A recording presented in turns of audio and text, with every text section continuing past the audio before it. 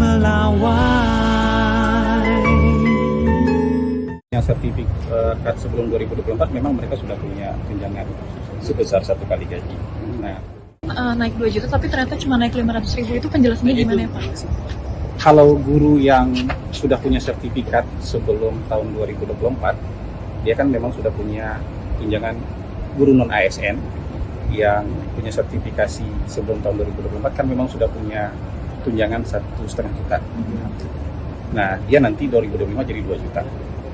Tapi guru non ASN yang baru mendapatkan sertifikat di tahun 2024, ya kan? Tahun 2024 ini ada sekitar 600-an ribu guru ASN maupun non ASN yang dapat sertifikat. Tahun 2025 nanti mereka langsung dapat tambahan tunjangan sebesar 2 juta rupiah. Jadi dia nggak merintis dari 1,5 dulu, dia langsung 2 juta rupiah. Jadi, untuk yang guru ASN katanya tiap tahun itu udah naik sekitar 1 kali gaji. Itu benar sih Pak? Guru ASN yang punya sertifikat sebelum 2024 memang mereka sudah punya tunjangan sebesar 1 kali gaji. Nah, guru ASN ini kan banyak. Yang baru dapatkan sertifikat di tahun 2024 kan jumlahnya ratusan ribu. Dan mereka ini yang dapat tambahan tunjangan sebesar 1 kali gaji juga.